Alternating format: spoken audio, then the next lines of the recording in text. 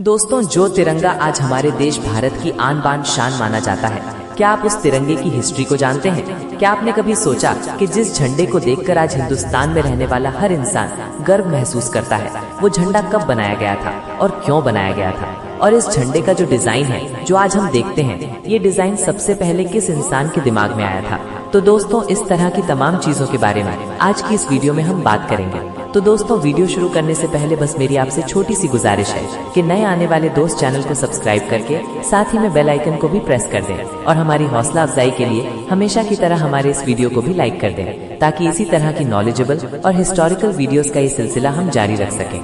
दोस्तों, वैसे तो 1857 में जब हिंदुस्तान में रहने वाले लोगों ने अंग्रेजों के खिलाफ बगावत की थी, तभी से हिंदुस्तान में रहने वाले लोगों को एक झंडे की कमी महसूस होने लगी थी, क्योंकि हिंदुस्तानी अंग्रेजों के खिलाफ जब भी कोई आंदोलन किया करते थे या बड़ी रैली निकालने की सोचा करते थे, तो उनके पास कोई ऐसा झंडा मौजूद नहीं हुआ करता था जिसके जरिए से वो तमाम हिंदुस्तान के लोगों को, चाहे वो हिंदू हो, मुस्लिम हो, सिख हो या ईसाई हो, सबको एक झंडे के नीचे जमा कर सके।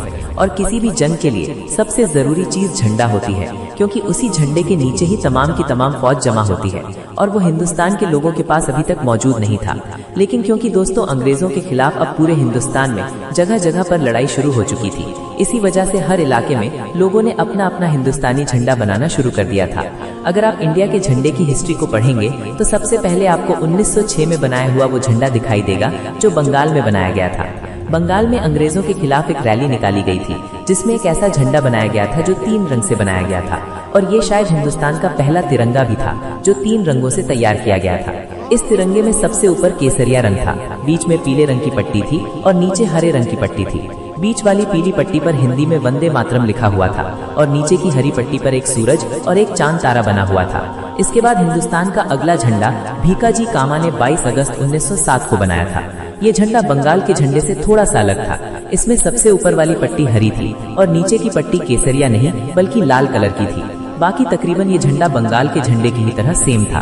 उसके बाद धीरे धीरे फादर ऑफ नेशन यानी गांधी जी को भी हिंदुस्तान के झंडे की टेंशन सताने लगी थी, और उनके दिमाग में भी यही बात चल रही थी कि हिंदुस्तान का एक ऐसा झंडा होना जरूरी है जिसके नीचे तमाम हिंदुस्तान में रहने वाले लोग जमा हो सके। गांधी जी ने पिंकली वेंकैया नामी एक शख्स को ये ऑर्डर दिया कि तुम एक ऐसा झंडा तैयार करो कि जिसमें हरा और लाल दोनों रंग हो और उन दोनों रंगों के ऊपर एक चरखा बना हुआ हो। गांधी जी के ऑर्डर पर पिंकली वेंकैया ने एक ऐसा झंडा तैयार किया कि जिसमें ऊपर हरा कलर था और नीचे रेड कलर था, और उन दोनों के बीच में एक चरखा बना हुआ था। लेकिन गांधी जी को ये झंडा बिल्कुल भी पसंद नहीं आया।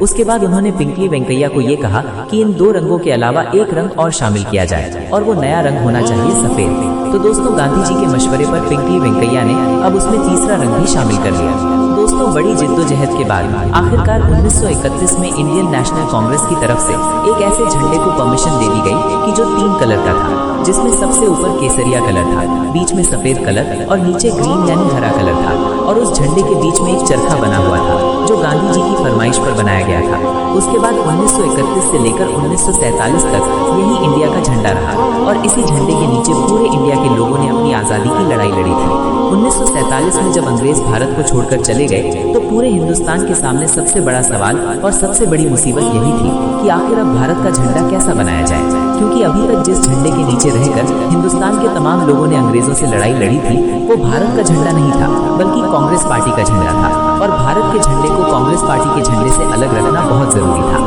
1947 में एक ऐसी टीम बनाई गई जिसे ये जिम्मेदारी दी गई कि वो भारत के पुराने झंडे में बदलाव करके इंडिया का एक नया झंडा तैयार करे। उस टीम में जवाहरलाल नेहरू, डॉक्टर भीमराव अंबेडकर, सरदार वल्लभ भाई पटेल और डॉक्टर मौलाना अबुल कलाम आजाद जैसे बड़े बड़े नेता शामिल थे। दोस्तों, उस वक्त संविधान सभा के एक जनरल सेक्रेटरी हुआ करते थे जिनका नाम था बदरुद्दीन तैयब जी। बदरुद्दीन तैयब जी ने संविधान सभा के सामने ये प्रस्ताव रखा कि क्यों ना हम भारत के पुराने झंडे से चरखे को निकालकर उसकी जगह अशोक का चक्र लगा दें। बदरुद्दीन तैयब जी का ये प्रस्ताव सभी लोगों को बहुत पसंद आया, और फिर हमेशा के लिए बदरुद्दीन तैयब जी के इसी प्रस्ताव को मान लिया गया और भारत के तिरंगे में अशोक के चक्र को शामिल कर लिया गया। लेकिन दोस्तों, बदरुद्दीन तैयब जी ने जो प्रस्ताव संविधान सभा के सामने रखा था, वो उनके खुद के मन का आइडिया नहीं था, बल्कि बदरुद्दीन तैयब जी की एक बीवी हुआ करती थी जिनका नाम था सुरैया तैयब जी। उन्हीं के मन में ये आइडिया आया था। बदरुद्दीन तैयब जी की वाइफ यानी सुरैया तैयब जी ने कागज पर तिरंगे का नक्शा बनाया था और उसमें चरखे की जगह अशोक का चक्र शामिल किया था और कागज के टुकड़े पर बने हुए तिरंगे के उसी नक्शे को बदरुद्दीन तैयब जी ने संविधान सभा में पेश किया था, जिसे हर एक ने बड़ी खुशी के साथ कबूल कर लिया था। और आज तक हमारे देश का झंडा बिल्कुल वैसे ही बना हुआ है और उसी डिजाइन के साथ लहरा रहा है। लेकिन दोस्तों, ये बड़े ही अफसोस की बात है कि जिस सुरैया तैयब जी ने हमारे देश के झंडे को एक नया डिजाइन दिया था, आज हम उन्हीं को भूल गए हैं। अगर आप लोगों को ये वीडियो पसंद आया हो तो SF नेटवर्क चैनल को सब्सक्राइब करें और अपने दोस्तों के साथ जरूर साझा करें।